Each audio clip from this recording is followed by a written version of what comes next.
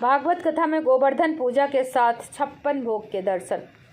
रामनगर हनुमान मंदिर के सामने चल रही संगीतमय श्रीमद् भागवत कथा ज्ञान यज्ञ के पंचम दिवस पर कथा व्यास परम पूज्य सत्यम महाराज ने गोवर्धन पूजा की दिव्य कथा विस्तार पूर्वक सुनाई, जिसे सुनकर श्रद्धालु भाव विभोर हो गए। कथा व्यास ने बालकृष्ण की अनेकों बाल लीलाओं का वर्णन किया, जिसमें पूतना वध की कथा, भगवान के नामकरण की कथा व अन्य कथाएं करने के पश्चात गोवर्धन पूजा एवं इंद्र के मर्दन की कथा सुनाई। इस अवसर पर भगवान गिरिराज महाराज के समक्ष सुंदर 56 भोग की झांकी सजाई गई, जिसके उपस्थित सभी श्रद्धालुओं ने दर्शन किए। उन्होंने यह भी बताया कि जहां सत्य एवं भक्ति का समन्वय होता है, वहां भगवान का आगमन अवश्य होता है। गौ माता की सेवा एवं महत्व को समझाते हुए कहा कि प्रत्येक हिंदू परिवार में गौ माता की सेवा अनिवार्य होना चाहिए। गाय का दूध अमृत कहा गया है। गोवर्धन भगवान की पूजा विधि पूर्वक कराई गई।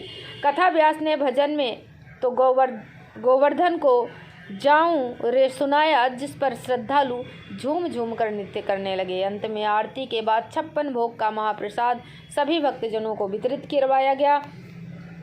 इस दौरान भवानी मंडी, पचपहाड़, भैंसोदा मंडी सहित क्षेत्र के श्रद्धालुओं की मौजूदगी रही। कथा के यजमान दिनेश सोनी रहे। कथा में मुख्य अतिथि नगर पालिका अध्यक्ष भवानी मंडी कैलाश बोहरा रहे।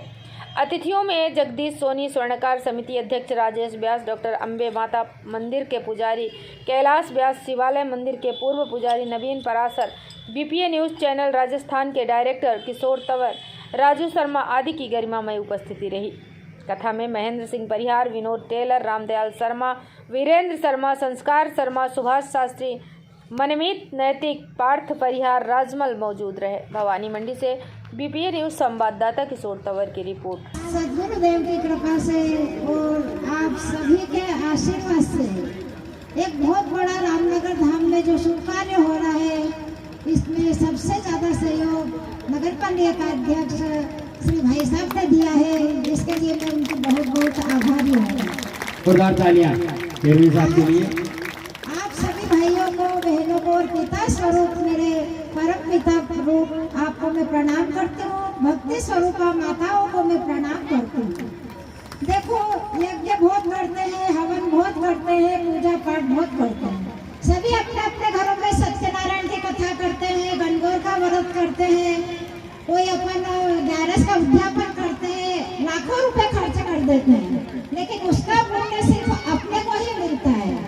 लेकिन जो ये सामूहिक भागवत का जो प्रोग्राम हो रहा है, इसमें अपन सबको भागीदारी मिल रही है। और इसके अलावा दृश्य अदृश्य अपने जो भी पितृ है, अपने जो पूर्वज है, जो अपने पितृ देवता है, 7 पीढ़ी, 11 पीढ़ी, 21 पीढ़ी के इस भागवत से वो सब भी जीत रहे हैं।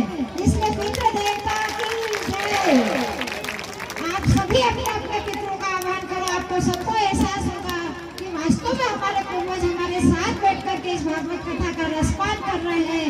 और ऐसे सामूहिक कार्यक्रम में आप सबका बहुत बहुत धन्यवाद, क्योंकि आप सबने पूरा सहयोग दिया है और पूरे सहयोग के साथ आपने ये शुभ कर्म करने में आपने बहुत मदद करी है। इसके लिए आपका बहुत बहुत धन्यवाद। मैं सत्य गुरु को बार प्रणाम करती हूँ।